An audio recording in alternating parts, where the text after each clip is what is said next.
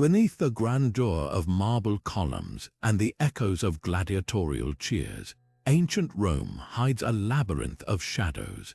Imagine a world where emperors dined with death, where priestesses were buried alive for breaking sacred vows, and where entire legions vanished without a trace.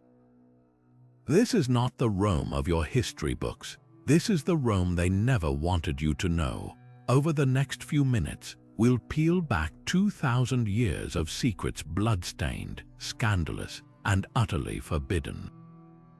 From the cursed relics that still whisper of death to the underground cults that worshipped with daggers and wine, these are the 25 darkest secrets of ancient Rome. Some will shock you, others might haunt you, and by the end you'll never look at the eternal city the same way again. So steel yourself, because history is about to get a lot darker. Let's begin. Now let's turn back the clock to the very beginning, to the legendary tale of Romulus and Remus, a story soaked in blood and betrayal.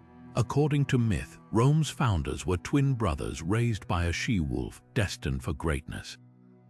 But their bond shattered over a dispute about where to build their city. In a fit of rage, Romulus killed Remus, becoming the first king of Rome by spilling his own brother's blood. This wasn't just a dramatic origin story, it was a grim omen. The fratricide set a precedent for the violence that would define Rome's rise. Historians debate how much of the legend is true, but archaeological digs near the Palatine Hill have uncovered settlements dating back to the 8th century before Christ, around the time Romulus supposedly ruled. Some scholars argue the story was invented to justify Rome's aggressive expansion, while others believe it hints at a darker truth that the city was born from conflict, not unity. Whatever the case, one thing is clear. From its very first moments, Rome's history was written in blood. Transitioning from Rome's bloody origins, let's step into the shadowy world of its most revered yet terrifying guardians, the Vestal Virgins. These priestesses of Vesta, goddess of the hearth, were chosen as young girls, often from noble families, to serve for 30 years under a vow of absolute chastity. Their duty was sacred, to keep the eternal flame of Rome burning, as it was believed the city's survival depended on it. But the price of failure was unimaginable. If a Vestal Virgin broke her vow, the punishment was execution by live burial, a fate designed to avoid the spiritual pollution of spilling her sacred blood. Perhaps the most infamous case was that of Cornelia, chief Vestal in the 1st century before Christ. Accused of breaking her vow, she protested her innocence even as she was led to an underground chamber with nothing but a loaf of bread and a lamp. Some historians suggest her downfall was politically orchestrated, a warning to others who might defy the rigid order of Rome's religious elite.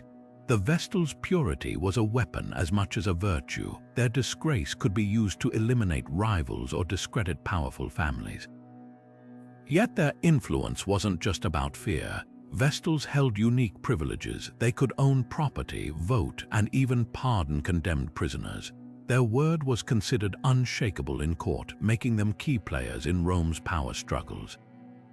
But beneath the reverence lurked a chilling truth. They were both worshipped and trapped, symbols of Rome's divine favor and its capacity for cruelty.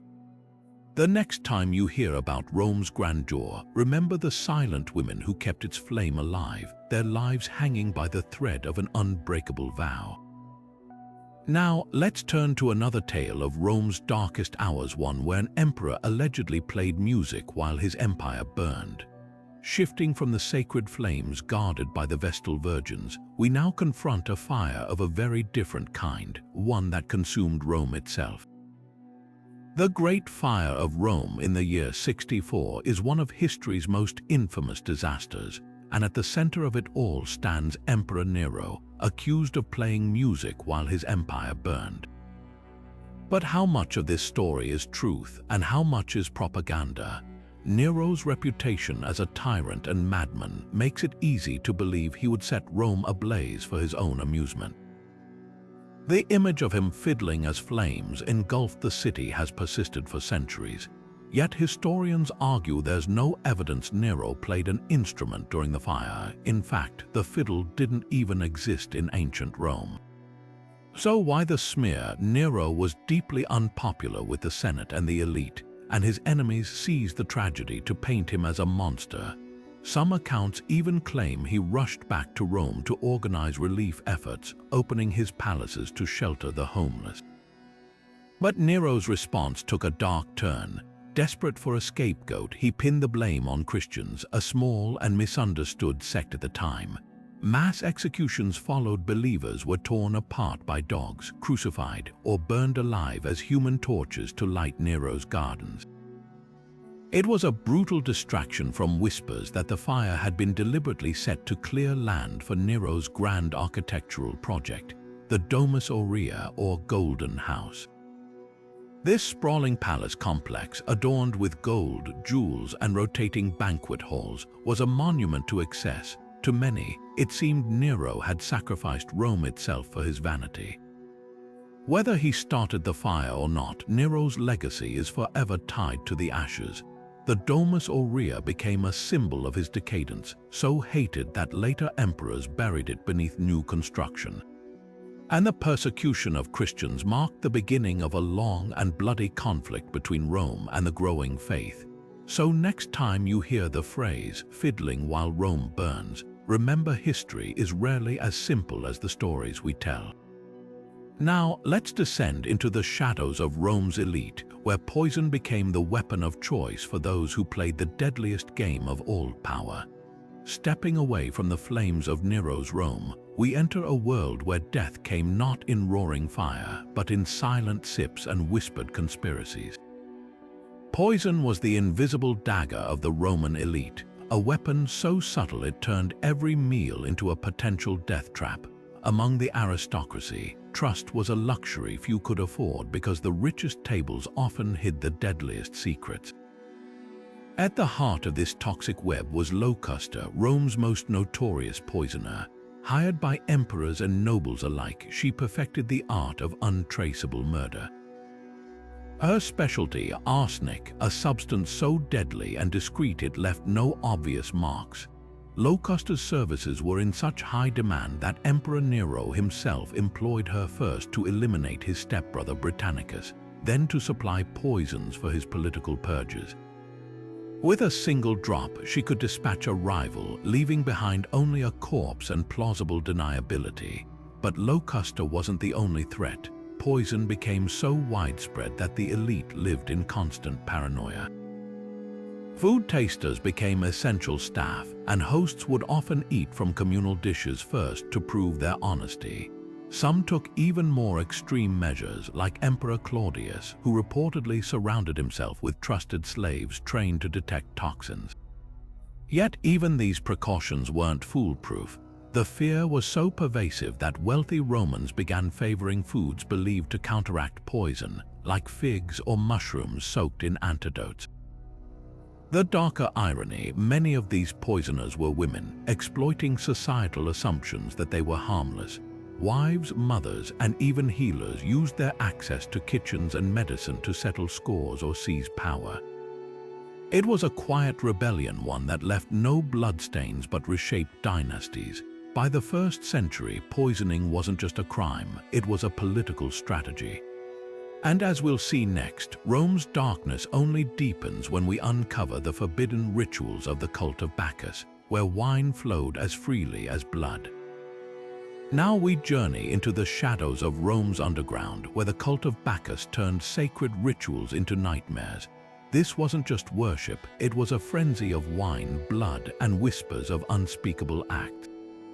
The cult promised ecstasy and liberation, but what truly unfolded in those secret gatherings would shock even the most hardened Romans. At first, the Bacchanalia seemed harmless festivals honoring Bacchus, the god of wine and excess. But by the 2nd century BC, these celebrations spiraled into something far darker. Initiates were lured into hidden groves under cover of night, where drunken revelry gave way to violence. Ancient sources describe orgies so debauched they blurred the line between pleasure and pain. But the most chilling rumors, whispers of human sacrifice, where frenzied participants tore victims apart in a ritual known as sparagmos, a brutal echo of the myth where Bacchus followers dismembered his enemies. The Roman Senate wasn't just alarmed, they were terrified. In 186 BCE, they uncovered a network of cultists so vast it threatened the state itself. Thousands were implicated, from slaves to senators' wives. The Senate's response was merciless: mass executions, bans on gatherings, and a propaganda campaign painting the cult as a cesspool of treason and corruption. Surviving accounts claim some members were so deep in the cult's grip, they'd rather die than betray its secrets. Yet here's the twist: historians still debate how much was truth versus hysteria. Were these truly ritual murders or exaggerated tales to justify crushing a movement that challenged Rome's rigid order? Either way, the crackdown revealed a deeper fear, that even the mighty empire couldn't control the chaos lurking in its heart. And as the dust settled on the Bacchanalia, another rebellion was brewing, one not in shadowy groves, but in the glaring sun of the arena. Next, we'll uncover how Rome's gladiators turned their chains into weapons in secret revolts that shook the empire. But the blood-soaked sands of the arena hid more than just spectacle, they concealed whispers of rebellion. While Rome cheered for combat, the gladiators themselves were plotting their vengeance. These weren't just enslaved fighters resigned to their fate, they were warriors who turned their training against their oppressors. And no revolt shook Rome more than the one led by Spartacus, a gladiator who proved even chains couldn't break the human spirit. Born in Thrace, Spartacus was no ordinary slave. Trained as an auxiliary soldier before his enslavement, he understood tactics, and in 73 BCE, he used that knowledge to turn a simple kitchen uprising into a full-scale war. With just 70 men armed with cooking skewers and cleavers, he escaped the gladiator school in Capua. But this wasn't mere flight, it was the spark of an insurrection. Word spread through the countryside, and soon thousands of escaped slaves flocked to his banner. What began as desperation became a disciplined fighting force that humiliated Rome's legions not once, not twice, but in multiple battles. The Senate panicked. Spartacus wasn't just winning, he was exposing the empire's fragility. At one point, his army numbered 70,000, marching unchecked through Italy, even threatening Rome itself. But the rebellion's true brilliance lay in its secrecy. Gladiators had long mastered the art of covert resistance, smuggling blades in food shipments, poisoning their master's wine, even using coded gestures to plan escapes during training. Some historians suggest Spartacus' victories came from inside knowledge. Former gladiators in his ranks had memorized Roman battle formations from forced reenactments in the arena. Yet for all its ferocity, the rebellion was doomed. Betrayed by pirates who promised escape, cornered by Crassus' legions in southern Italy, Spartacus made his last stand in 71 BC. His body was never found, only thousands of crucified rebels lining the Appian Way as a warning, but the fear lingered. Rome had seen the unthinkable. Slaves could organize, fight, and nearly topple an empire. And as the crosses faded from view, another darkness festered in Rome's heart, not in the open countryside, but in its most infamous slum. Next, we descend into the Subura district, where daggers, deception, and depravity ruled the streets. But if the open rebellion of gladiators terrified Rome, the silent rot of its own streets terrified it more. Beyond the grand forums and marble temples lay a festering wound in the empire's heart, the Subura district. Imagine a labyrinth of crumbling tenements, where the stench of sewage clung to the air and alleys narrowed until two men couldn't walk without brushing shoulders. This wasn't just a slum, it was Rome's lawless shadow, where daggers settled debts before the law ever could. The Subura thrived on desperation. Assassins, known as sicarii, lurked in doorways, their short blades perfect for a swift jab between ribs. Brothels operated openly, their clients ranging from senators to slaves, all drawn to the district's promise of anonymity. But the real power lay with the collegia, gangs masked as trade guilds. These weren't petty thieves. They controlled smuggling routes, extorted shopkeepers, and even influenced elections through intimidation. Some historians argue Rome's first mafia didn't emerge in Sicily. It was born here in these packed, garbage-choked streets. What made the Subura truly sinister was its duality. By day, it fed Rome's economy: cobblers, weavers, and food vendors crammed into ground-floor stalls. But by night, it birthed nightmares. Underground cults worshipped forbidden gods in cellar temples, their rituals rumored to include everything from blackmail to sacrificial murder. The notorious cult of Bacchus, banned by the Senate decades earlier, found refuge here, their orgies and initiations conducted in whispers. The parallels to modern metropolises are chilling. Like the favelures of Rio or the tenements of Victorian London, the Subura thrived on inequality. Rome's elite pretended not to see it, until a rich man's son vanished into its alleys or a fire spread from its tinderbox apartments to their own villas. The lesson was clear then and remains so now. No empire can outrun the rot in its own heart. And while the Subura's chaos reigned, Rome's palaces harbored a different kind of darkness, one draped in silk and dripping with jewels. Next, we step into the gilded nightmare of Caligula's court. But if the Subura was Rome's lawless underbelly, the imperial palace was its gilded nightmare, a place where power twisted into something far more grotesque. Emperor Caligula, the man who began his reign as Rome's beloved young prince, would soon become its most infamous monster. His descent into tyranny was as swift as it was shocking. Early on, Caligula lavished the public with games and reforms, but behind closed doors, his court seethed with depravity. Whispers spread of his scandalous relationships with his three sisters Drusilla, Livilla, and Agrippina, relationships that blurred the line between familial devotion and something far darker. Ancient historians like Suetonius claimed he even officially named Drusilla his heir, a move that scandalized Rome. When she died suddenly, Caligula's grief turned manic. He declared her a goddess, erecting temples in her honor and demanding worship, but his madness didn't stop there. Caligula grew obsessed with divinity, his own. He ordered statues of himself placed among the gods and forced senators to address him as Jupiter. Some accounts say he dressed as deities like Venus or Hercules, demanding reverence even in costume. Psychologists today speculate about his mental state. Was it narcissism, syphilis, or the trauma of surviving the brutal purges of his family? Whatever the cause, his delusions of godhood fueled his cruelty. His reign became a parade of horrors. He allegedly tortured enemies by prolonging their executions over days, fed prisoners to beasts for entertainment, and once declared war on the sea itself, commanding his troops to stab the waves. The treasury bled dry from his excesses, prompting him to exploit citizens with absurd taxes, even taxing public toilets. Yet the darkest twist, Rome's elite enabled him. Senators flattered his madness, fearing his whims. Only when his excesses threatened the empire itself did the knives finally turn against him. In the end, Caligula's own guards ambushed him in a palace corridor, stabbing him 30 times, a fitting end for a man who believed himself invincible. And as the blood dried on the palace marble, another mystery unfolded, one hidden beneath Rome's very streets. Next, we descend into the catacombs where early Christians left coded messages of defiance and hope.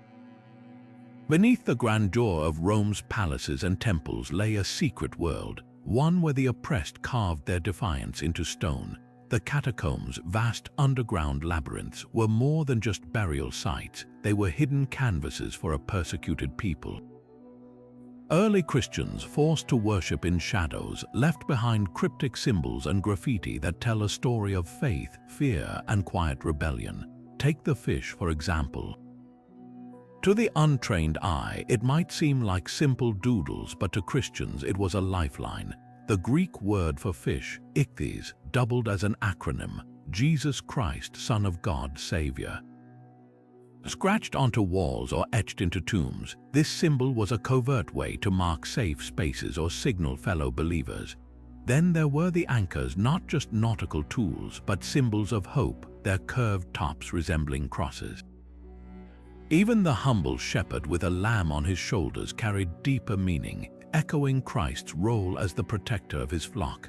But not all messages were so hopeful. Some walls bear chilling reminders of the dangers these Christians faced. Names of martyrs appear beside prayers, their deaths memorialized in haste. One haunting inscription reads, "Here lies Marcia, who lived 2 years, 1 month, and 6 days taken too soon." Was she a victim of persecution or simply a child lost to illness? The catacombs guard their secrets closely. Then there are the darker marks, crude depictions of Roman soldiers or pagan gods defaced by Christian hands. These weren't mere vandalism, they were acts of resistance. In a world where emperors demanded worship as gods, scratching out the face of Jupiter was a silent but dangerous protest. The catacombs also reveal a surprising unity. Jewish and Christian burials often lay side by side, their symbols intermingling. Scholars debate whether this was tolerance or mere necessity, but one thing is clear: in death, the marginalized found a rare equality. But Rome's underground whispers don't end there. Hidden among the tombs are coded references to a mysterious set of text prophecies that supposedly held Rome's fate. Next, we unravel the enigma of the Sibylline books. Now, let's turn our attention to a collection of texts so powerful they shaped the destiny of Rome itself, the Sibylline books. These ancient prophecies were said to hold the key to the empire's survival, consulted in moments of crisis, war, and plague. Legend claims they were sold to Rome's last king, Tarquin the Proud, by a mysterious old woman, the Sibyl of Cumae. She offered him 9 books of prophecies at an exorbitant price. When he refused, she burned 3 and offered the remaining 6 at the same cost. Tarquin hesitated again, and she burned 3 more. Finally, fearing their destruction, he purchased the last 3 at the original price. The books were kept under tight guard in the Temple of Jupiter on the Capitoline Hill, accessible only to a select group of priests. Their contents were a closely held secret, revealed only when Rome faced existential threats. Did a looming invasion signal doom? The Sibylline books might prescribe a ritual sacrifice or the construction of a new temple to appease the gods. During a devastating plague, they allegedly ordered the introduction of the healing god Asclepius to Rome. But the books weren't invincible. Over centuries, fires ravaged the temple, destroying parts of the texts. Copies were made, but each loss fueled rumors that Rome's divine protection was fading.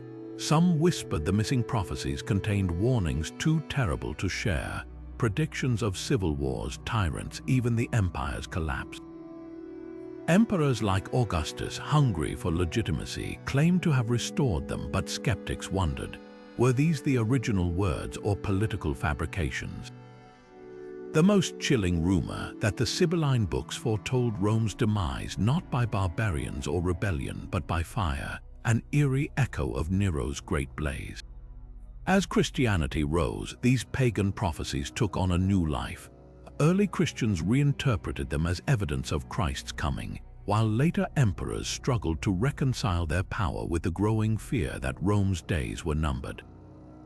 What became of the last Sibylline books? Some say they were burned by the general Stilicho in the 4th century, a final blow to Rome's pagan past. Others believe fragments survived, hidden away, waiting to be rediscovered.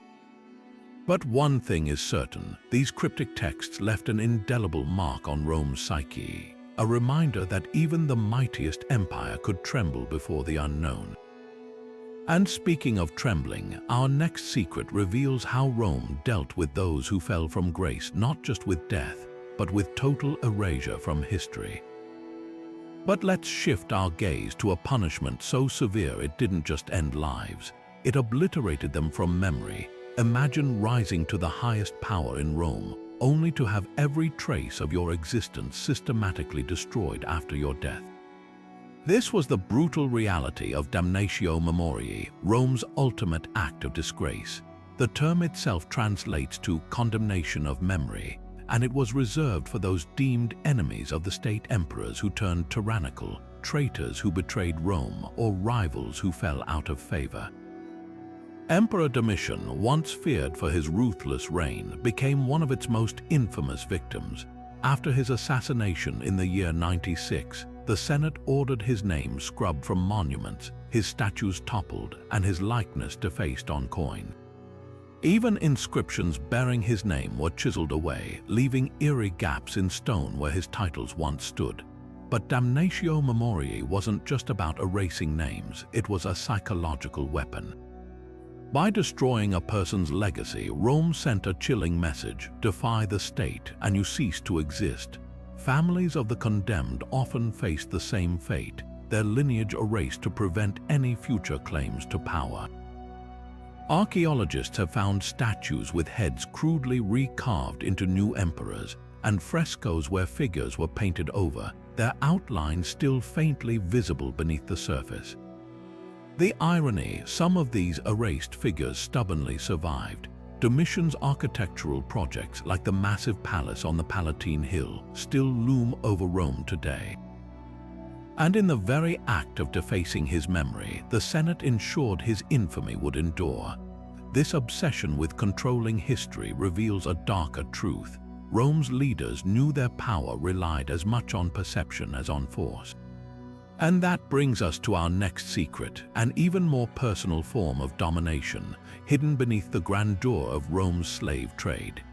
Now we descend into the shadows of Rome's most chilling industry, one that propped up the empire's glittering facade with unimaginable suffering. The Roman slave trade wasn't just a system, it was a machine designed to crush human spirits on an industrial scale. Historians estimate that at the empire's height, 1 in every 3 people in Italy was enslaved, with Rome's population alone holding over 300,000 in chains. These weren't just servants polishing silver; slaves powered every sector of Roman society. The luckiest worked in wealthy households, but even there they faced constant humiliation. The unluckiest were sent to the empire's silver mines in Spain, where life expectancy plummeted to mere months under whip-driven labor in toxic darkness. Others became gladiators, sex workers, or human draft animals pulling heavy plows on massive estates. What made Rome's slavery uniquely terrifying was its complete dehumanization. Slaves lacked even basic legal rights. They could be tortured in court as witnesses, crucified for minor offenses, or fed to lamprey eels as a dinner spectacle for sadistic hosts like Vedius Pollio. Breeding farms existed where enslaved women were forced to bear children who'd be sold at market like livestock. Yet amid this darkness, flickers of resistance emerged. The most famous rebellion came from Spartacus, a gladiator who turned his combat skills against Rome itself. Less known are the daily acts of defiance: poison slipped into masters' wine, secret religious gatherings preserving banned cultures, or the coded messages scratched onto walls in Pompeii revealing slaves' hidden despair. Rome's dependence on slavery reveals a bitter truth. The empire's golden age was built on stolen lives, and this hunger for control would manifest in even stranger ways, like our next secret, where pagan traditions refused to die even under Rome's Christian rulers. But even as Christianity tightened its grip, whispers of the old gods never truly faded. Beneath the surface of Rome's new faith, pagan traditions clung to life like stubborn roots in cracked stone. When Emperor Theodosius banned pagan worship in the late 4th century, many Romans simply took their rituals underground. Temples weren't demolished, they were quietly repurposed. Statues of Jupiter might be hidden in cellars, while household shrines to Lares, the guardian spirits, were disguised as Christian altars with subtle symbols. Artists and craftsmen waged their own silent resistance. Mosaics in wealthy villas concealed pagan imagery beneath layers of Christian iconography, a nymph's face peeking from a vine, or a disguised Bacchus holding what appeared to be a communion cup. Even the date of Christmas, December 25th, was likely chosen to overlap with the feast of Sol Invictus, the unconquered sun god, making conversion easier for reluctant pagans. The countryside became a haven for forbidden practices. In rural areas, farmers still left offerings to Ceres for good harvests, disguising them as harmless folk customs. Wealthy families secretly preserved ancient rituals, passing down knowledge through coded language in letters. Archaeologists have found cursed tablets, lead sheets inscribed with spells, dating centuries after Christianity's rise, proving that many still turn to the old magic in times of desperation. Perhaps most striking were the survival of mystery cults. Followers of Mithras, a soldier's god, met in hidden underground chapels called Mithraea, their initiation rites involving symbolic bull sacrifices. These spaces often lurked beneath Christian churches, their existence known only to initiates. The cult's seven-tiered hierarchy mirrored Christianity's own structure, a shadowy echo of the empire's spiritual duality. This underground persistence reveals a startling truth. Rome's conversion was never complete. The next secret plunges us into even darker territory, where words themselves became weapons etched onto lead tablets meant to curse enemies from beyond the grave. But these hidden rituals weren't the only way Romans channeled their darkest desires. Now, let's uncover the chilling world of cursed tablets where whispers of vengeance were etched into lead and buried with malicious intent. Imagine a society where grudges weren't just nursed in secret but literally set in metal. These thin sheets of lead, folded or pierced with nails, carried spells so potent they were meant to bind, cripple, or even kill their targets. Archaeologists have unearthed thousands of these tablets across the empire, from the back alleys of Rome to the baths of Britannia. Their messages reveal a society obsessed with retribution. A jilted lover might curse a rival's beauty, writing, "May her hair fall out and her face wither." Politicians targeted opponents with spells like, "Let his tongue rot before he speaks in the Senate." The language was brutal, no vague ill wishes here. These curses named names, specifying exact punishments, often invoking gods of the underworld like Hecate or Pluto to enforce them. What's even more unsettling is how ordinary this practice was. Cursed tablets weren't the work of shadowy cults, but everyday people, shopkeepers, soldiers, even slaves. They've been found stuffed into wells, buried at crossroads, or tucked into graves, places believed to bridge the mortal world and the divine. Some were written by professional curse writers, scribes who'd craft your malice for a fee.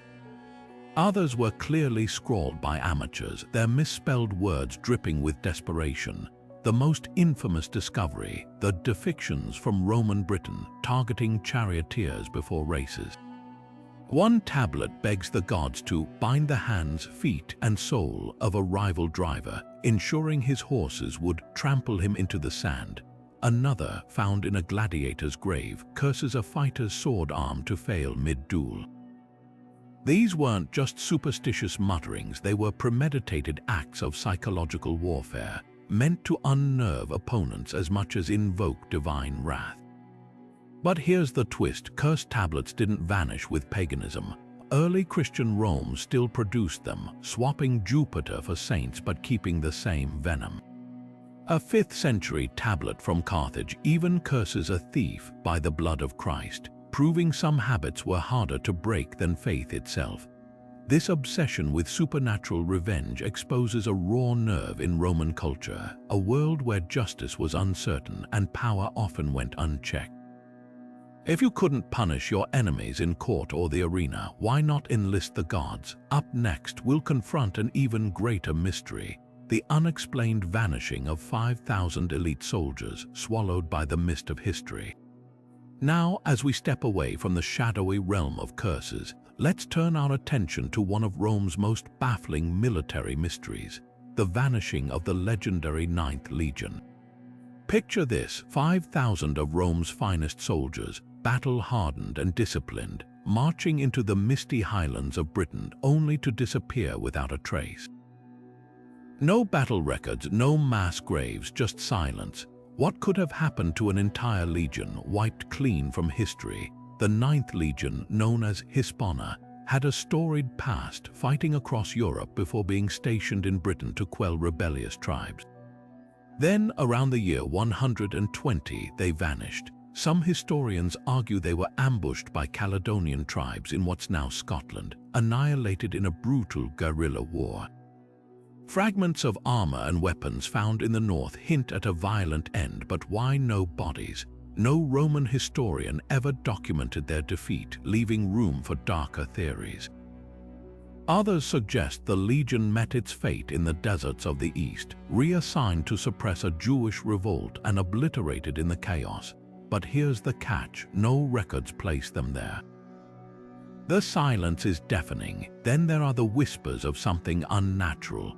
Folklore in Britain speaks of vengeful spirits luring soldiers into bogs, their screams swallowed by the earth. Could superstition hold a sliver of truth? The most chilling clue comes from a single, broken inscription. A later Roman fort in Yorkshire bears the ninth symbol hastily carved, as if by survivors clinging to identity. But if any lived, they never made it home. The ninth eagle standard, the soul of the legion, was never recovered, a humiliation Rome would never admit. Was it betrayal, a massacre so complete no witnesses remained, or something beyond the grasp of history? Up next, we'll descend into the arena of a very different kind of madness, where an emperor's delusions turn the Colosseum into his personal stage of blood and vanity. But now, let's step from the fog of war into the gilded madness of the arena, where one man's delusions reshaped Rome itself. Emperor Commodus didn't just rule the empire, he believed he was its divine entertainer, a gladiator god among mortals. Imagine an emperor draped in lion pelts and wielding a club like Hercules, stepping into the Colosseum not to watch the games but to fight in them. This wasn't just spectacle, it was a ruler's dangerous fantasy made real. Commodus inherited an empire at its peak from his father, the philosopher King Marcus Aurelius. But where Marcus sought wisdom, Commodus craved adoration. He ordered statues of himself erected across Rome, recast as Hercules reborn, muscles gleaming in marble. And then he took the obsession further into the arena. Unlike true gladiators who risked death, Commodus fought staged battles, slaughtering wounded animals and unarmed prisoners while the crowd was forced to cheer. Senators whispered that even his victories were lies, his opponents disarmed or drugged. But the darkest rumor shadowing his reign, that Commodus didn't just disgrace his father's legacy, he ended it. Marcus Aurelius, on his deathbed, supposedly named Commodus co-emperor to guide him. Yet within months, Rome's golden age crumbled. Some ancient historians hinted Commodus poisoned Marcus, impatient for power. Others claimed he let physicians bleed his father to death. Either way, the philosopher's son became a tyrant, rewriting history to erase his predecessor's influence. Commodus' delusions didn't stop at the arena. He renamed Rome Colonia Commodiana, as if the city were his personal estate. He even planned to march into the Senate dressed as a gladiator, sword in hand, a threat that finally pushed his inner circle to act. On the last night of the year 192, his wrestling partner strangled him in his bath, ending a reign that blurred the line between emperor and madman. Next, we'll uncover an even older horror whispers of Rome's darkest rituals, where buildings rose from foundations stained with innocent blood. Now, let's descend deeper into Rome's shadows, where even innocence wasn't spared. Beneath the grandeur of temples and palaces lies a chilling secret, whispers of children sacrificed to strengthen the empire's very foundations. Across the ruins of Rome, archaeologists have uncovered tiny bones deliberately placed beneath walls and thresholds, often alongside ritual offerings. These weren't accidents or burials, they were acts of appeasement to the gods, a dark bargain for stability. The practice, known as foundation sacrifice, wasn't unique to Rome, but the scale shocks historians. In one excavation beneath a villa in Carthage, researchers found the remains of over 20 infants interred with amulets and inscribed curses. Ancient texts hint at rituals where newborns or young children were given to the earth, believed to imbue structures with unshakable strength. Some accounts describe priests chanting as infants were sealed beneath pillars, their spirits bound eternally as guardians. But was this widespread or the work of fanatics? The evidence splits scholars. Some argue these were stillborn babies given ceremonial burials, not victims of violence. Others point to bones showing signs of trauma, tiny skulls fractured, limbs unnaturally arranged. In Britain, a Roman era well yielded dozens of infant skeletons, many with their hands bound. The grim truth may lie in between, desperate acts during crises or dark traditions carried from older cultures Rome absorbed.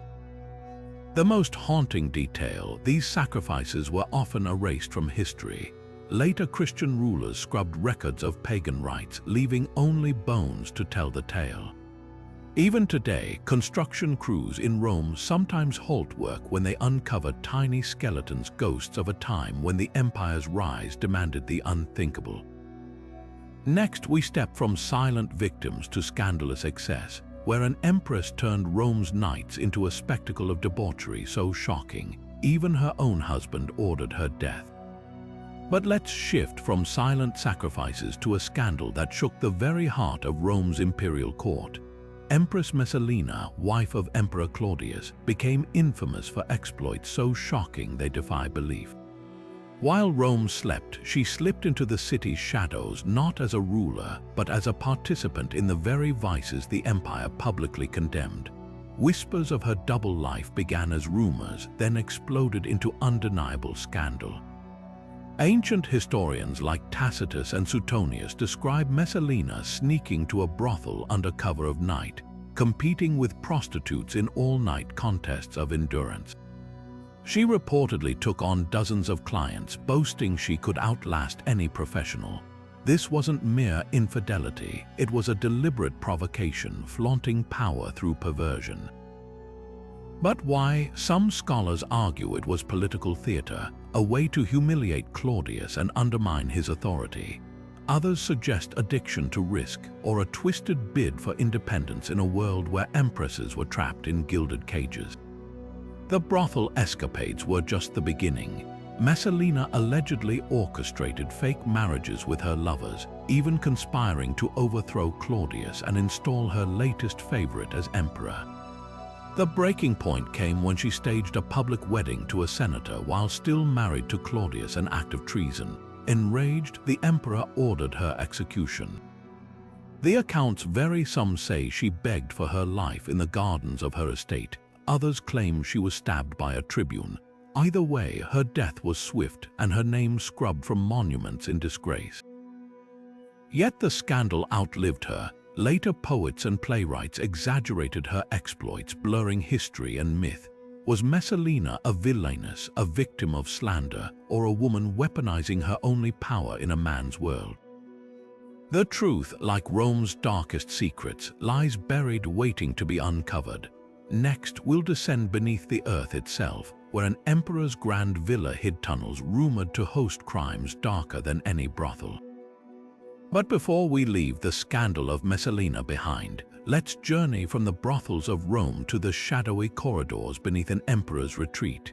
Hadrian's Villa, a sprawling palace complex built as a refuge from the chaos of the capital, held more than just opulent gardens and marble halls. Beneath its grandeur lay a network of hidden tunnels whispered to be stages for rituals far darker than mere debauchery. Hadrian, known as one of Rome's most enigmatic rulers, designed his villa as a microcosm of the empire, with recreations of Egypt's Canopus and Athens' Lyceum. But below ground, historians and archaeologists have uncovered passages that suggest a different purpose. Some tunnels were practical, used by slaves to move unseen, but others. Their odd angles and dead ends hint at secrecy. Ancient sources claim these labyrinths hosted occult ceremonies where Hadrian, a man obsessed with astrology and the supernatural, consulted seers or even performed forbidden rites. Then there's the chilling theory of political murder. Hadrian's reign was marked by sudden deaths, none more controversial than that of his young lover Antinous, who drowned mysteriously in the Nile. Some speculate the emperor orchestrated the tragedy, perhaps even staging rituals in the villa's depths to absolve his guilt. Others point to the execution of senators who opposed him. Were these tunnels used to smuggle victims to private executions? Modern excavations have found niches that may have held altars and fragments of strange inscriptions, but conclusive evidence remains just out of reach. Were these tunnels mere service corridors, or did they witness horrors history has tried to forget? Like Hadrian himself, a ruler both brilliant and brutal, the truth may lie in the shadows. Up next, we'll unravel the bizarre demise of another emperor, one whose death was as shocking as his life, a teenage ruler who turned Rome's dignity into a deadly spectacle. Now let's step into the scandalous and short-lived reign of Emperor Elagabalus, a ruler whose outrageous behavior made even Rome's most debauched emperors seem tame. At just 14 years old, Elagabalus took the throne, and within 4 years, his unhinged excesses would push even his own guards to the brink of murder. Elagabalus didn't just break Roman taboos, he shattered them with glee. Openly gender-fluid, the young emperor wore silk gowns and heavy makeup, insisting on being called lady rather than lord. He shocked the Senate by marrying a male charioteer and even offered vast sums to any doctor who could correct his anatomy to become fully female, a notion that horrified Rome's conservative elite. But his defiance of tradition was just the beginning. His palace became a den of depravity. Banquets featured dishes made of parrot tongues and camel's heels, while guests were showered with live roses until some suffocated under the petals. He's said to have released lions and leopards at parties just to watch nobles flee in terror. And then there were the religious scandals. Elagabalus worshipped the Syrian sun god Elagabal, forcing Romans to kneel before its black meteorite idol while he danced semi-naked around the altar. Yet his most fatal mistake was alienating the Praetorian Guard. He paid them handsomely but mocked them, once promising a fortune to anyone who could remove their own genitals in his presence. When rumors spread that he planned to sacrifice a noble boy to his foreign god, the guards snapped. They dragged Elagabalus, just 18 years old, to a latrine, stabbed him, and tossed his body into the Tiber.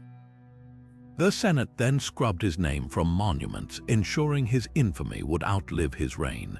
From rituals under Hadrian's villa to Elagabalus' fate in a sewer, Rome's dark secrets only get stranger. Next, we confront one of the empire's most brutal military punishments, where discipline meant death by a soldier's own brothers in arms. But the cruelty of Rome didn't stop with its emperors. Its military had its own brutal ways of maintaining order. Few punishments were as chilling as decimation, a word that literally means removal of a tenth. This wasn't just about executing deserters or rebels. It was about forcing soldiers to kill their own brothers in arms, turning discipline into a nightmare of betrayal and bloodshed.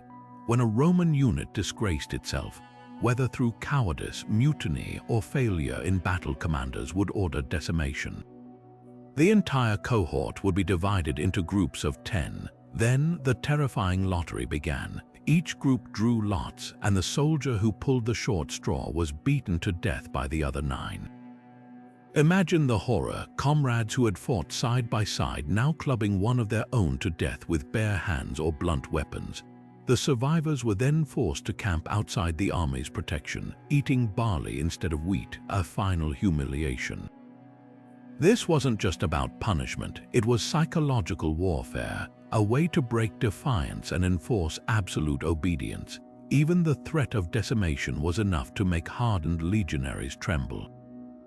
Historical records suggest it was rare, used only in extreme cases, but that only made it more terrifying when it did happen. One of the most infamous examples came during the Punic Wars, when a consul ordered decimation after an entire legion retreated without orders. The surviving soldiers, now branded by the blood of their friends, were thrust back into battle, where they fought with desperate, almost suicidal bravery, as if death in combat was preferable to facing decimation again. From the madness of emperors to the calculated brutality of the battlefield, Rome's dark secrets reveal a world where power demanded absolute control, no matter the cost. Next, we'll uncover how even the Colosseum stones hold eerie whispers of defiance, hidden in plain sight. Now let's turn our attention from the battlefield to the arena, where even in the shadows of violence, whispers of defiance lingered. The Colosseum wasn't just a stage for bloodshed, it was also a canvas for secret messages of hope. Hidden among its ancient stones are carvings that tell a different story, one of quiet resistance and faith. When Christians were thrown to the lions or forced into gladiatorial combat, some left behind subtle marks to signal their beliefs. The most common was the ichthys, a simple fish symbol that served as a covert sign of solidarity. To outsiders, it looked like graffiti, but to fellow believers, it was a lifeline. The fish was code, an acronym in Greek for Jesus Christ, Son of God, Savior. Even guards sympathetic to their plight sometimes etched these symbols, risking their own safety to honor the condemned. But the fish wasn't the only hidden message. Crosses, often small and easily overlooked, were scratched into walls or seats by martyrs awaiting their fate. Some historians argue these marks were prayers in stone, a final act of devotion before death. Others believe they served as waypoints for underground Christian networks, guiding the faithful to safe spaces amid the chaos. What makes these symbols so haunting is their duality. They existed in the heart of Rome's brutality, yet spoke of something unbreakable. While crowds cheered for violence, these quiet carvings bore witness to a resilience no emperor could crush. As the Colosseum's spectacles faded into history, its stones preserved these secrets. Today, if you know where to look, you might still find them, faint but enduring reminders of faith etched into the very place meant to destroy it. And speaking of enduring mysteries, our next secret takes us to a treasure lost to time. The legendary hoard of Alaric the Visigoth, buried somewhere beneath a river's rush. Now, let's shift from the silent whispers of the Colosseum to a legend dripping with gold, a fortune lost to history, still waiting to be uncovered. Rome's wealth didn't just vanish into thin air when it fell. Some say it lies hidden beneath the rushing waters of an Italian river, buried with the man who dared to sack the Eternal City himself, Alaric the Visigoth. In the year 410, Alaric and his Gothic warriors stormed Rome, the first foreign army to breach its walls in nearly 8 centuries. For 3 grueling days, they pillaged the city, hauling away treasures beyond imagination, jewels ripped from temples, gold plundered from palaces, even the sacred menorah from Jerusalem, looted centuries earlier by Emperor Titus. But Alaric's triumph was short-lived. Just weeks after the sack, he suddenly died, and his followers faced a dilemma. How do you honor a king whose very name struck terror into Rome's heart? The answer was as dramatic as the man himself. Legend claims Alaric's warriors diverted the Busento River in southern Italy, digging a tomb in its dry bed. There, they buried their king along with his stolen Roman riches before releasing the waters to hide the grave forever. Some accounts even whisper that the slaves who built the tomb were killed afterward, ensuring its location died with them. For over 1,500 years, treasure hunters have chased this myth. Emperor Honorius supposedly sent men to dig up the grave, only to abandon the search in frustration. Modern expeditions armed with sonar and ground-penetrating radar have scoured the Bucento's banks with no success. Could the treasure still lie beneath the silt, or was it secretly moved long ago? What makes Alaric's hoard so tantalizing isn't just its gold, it's the symbolism. The Visigoth king's burial marks the moment Rome's invincibility crumbled, its wealth swallowed by the very land it once ruled. And that's a secret the river might never give up. But even as we ponder this lost fortune, another enigma calls to us, one not of gold but of ghosts. Because Rome's past doesn't just hide in the earth, sometimes it refuses to stay buried. But before we leave the rivers and ruins behind, let's step into the shadows where Rome's dead refused to rest. The ancient world was alive with whispers of the supernatural, and no city bred more ghost stories than Rome itself. Imagine walking the moonlit streets, only to hear the distant clatter of hooves, the phantom chariot of Emperor Nero, said to race through the ruins of his golden palace, his tormented spirit reliving his crimes for eternity. Even the baths, places of relaxation, held chilling secrets.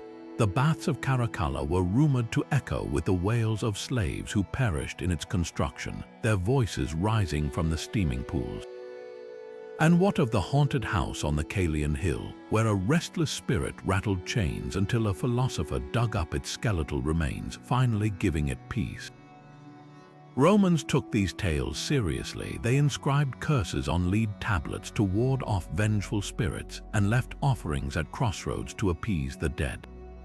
But perhaps the most spine-tingling account comes from Pliny the Younger, who wrote of a haunted villa in Athens. Its ghost, an old man with rattling chains, led the philosopher Athenodorus to a buried skeleton, exactly the kind of story Romans whispered over flickering oil lamps. These weren't just campfire tales. They reveal a society deeply afraid of unresolved wrongs, where the dead could return to demand justice or vengeance. And so we see Rome's darkness wasn't just in its emperors or empires, but in the very air its citizens breathed, thick with the unquiet dead. But our final secret. It's not a ghost nor gold, it's something far more tangible and far more chilling. Because some relics of Rome's past carry a curse no river can wash away. Now, as we peel back the final layer of Rome's dark legacy, we come face to face with objects that seem to pulse with the echoes of suffering. These are not mere artifacts, they are vessels of dread, imbued with the weight of centuries of torment. Take the Tullianum prison, a sunken chamber beneath the Roman Forum where enemies of the state met gruesome ends. From Jugurtha, starved to death in its depths, to Vercingetorix, strangled after his defeat by Caesar, the very stones of this dungeon are said to retain their final, desperate gasps. Visitors today report an oppressive chill, as if the walls themselves remember the agony they witnessed. Then there's the infamous Colosseum sand, once soaked with the blood of gladiators and martyrs. Archaeologists have unearthed patches of this arena floor, still stained a deep rust, and some claim touching it brings nightmares of screams and clashing steel. Even the bronze chariot of Nero, melted down after his death, was said to carry a curse. Any craftsman who reused its metal met with freak accidents, leading Romans to whisper that the tyrant's malice had seeped into the alloy. But perhaps most unsettling are the lead curse tablets dug up across the empire. These folded sheets, etched with venomous prayers to the gods, were often pinned with nails, a ritual meant to bind the victim's fate. Today, museum handlers report headaches or dizziness when handling them, as if the rage of the long dead still clings to the metal. What makes these relics more than macabre curiosities is their unnerving persistence. Unlike ghosts which fade with dawn, these objects remain. They sit behind glass or underfoot, humming with a darkness that defies time. And that's Rome's true final secret. Its greatest horrors weren't just committed. They were preserved. With that, we've laid bare all 25 of Rome's darkest secrets. From bloody foundations to cursed artifacts, this empire proved that no glory comes without a shadow. So tell me, which secret haunted you the most? Drop your thoughts below, and don't forget to subscribe for more journeys into history's hidden corners. Until next time, keep questioning what lies beneath the ruins. But before we leave the shadows of ancient Rome behind, let's take a moment to reflect on the chilling truths we've uncovered together. This was an empire built on fratricide, where even its founding myth dripped with betrayal. It was a world where Vestal Virgins faced live burials for broken vows, where emperors like Nero scapegoated Christians for fires they may have lit themselves, and where the cult of Bacchus danced on the edge of human sacrifice. Who could forget the Subura's lawless alleys, the whispers of Caligula's incestuous court, or the doomed Ninth Legion vanishing into the British mists? These weren't just scandals, they were threads in a tapestry of power, fear, and manipulation that defined Rome's darkest soul. Think of how these secrets shaped history. The poisonings that twisted politics, the cursed tablets that channeled personal vendettas, the gladiators who rebelled against their chains. Each one reveals a society where brutality and spectacle were tools of control.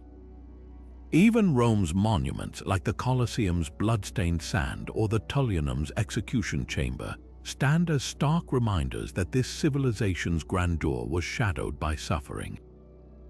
Now it's your turn. Which of these 25 secrets unsettled you the most? Was it the forgotten child sacrifices beneath city walls, or perhaps Messalina's notorious brothel games? Drop your thoughts in the comments. We're all history detectives here. And if you're hungry for more deep dives into the past, don't forget to hit that subscribe button and ring the notification bell. There are countless more mysteries waiting to be uncovered, from lost treasures to whispered ghost stories. Until next time, keep digging, because history's darkest corners always have one more secret to reveal.